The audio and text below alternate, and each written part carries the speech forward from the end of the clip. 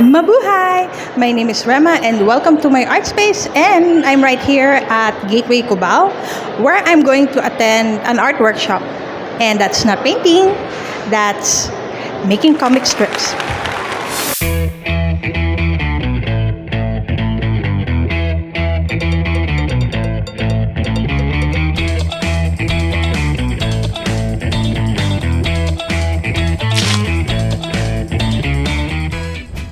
Cartooning and comic strips are popular forms of art in the Philippines. And we are reminded of the beauty of this form of art in an exhibit dedicated to Sir Larry Alcala. If you're not familiar with Larry Alcala, he's a well-known cartoonist during the 1980s and 1990s. His Slice of Life comics, which was my favorite section on the Sunday Philippine Star as a kid, reflected his wit and humor as it showed the Filipino culture and lifestyle. After he died in 2002, he has created 500 characters and published 15,000 comics, leaving a great legacy. Alcala also founded the Samahang Kartunista ng Pilipinas, or the Philippine Cartoonists Association, which still runs today. This group held a workshop on basic cartooning at Gateway Mall. Participants at the free 2-hour workshop were able to learn the basics of creating a comics character and making a story out of a 3-panel comic strip. The beauty of creating characters was that you can base them from real-life people.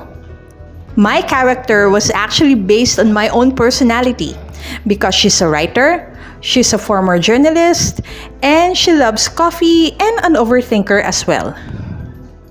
I actually named her Thelma because that was a name that a former politician mistakenly called me while interviewing him.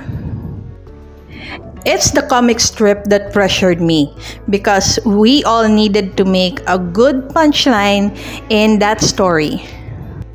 These funny stories in short form should be able to drive through your point as a writer and also the jokes that you want to emphasize.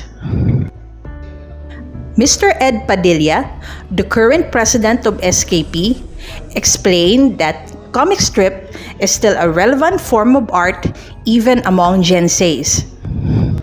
SKP needs to adapt, kaya marami na rin sa amin do digital artworks, no? Pinaka-importante kasi do sa comics is ito yung pinaka-foundation ng paano magbasa yung bata. Napakagandang platform niya.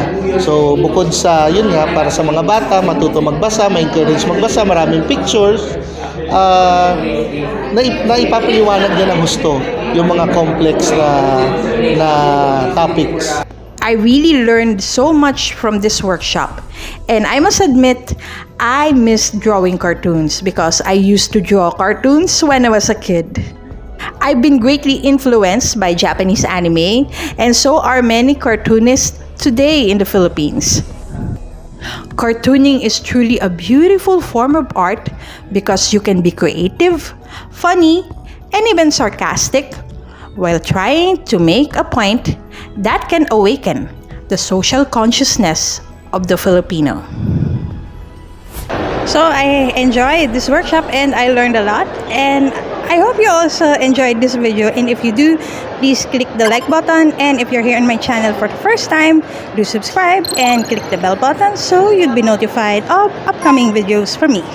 Again, my name is Rema, and thank you very much for joining me here in my art space. I'm going home now. Bye-bye! Mabuhay! My name is Rema and welcome to my art space, and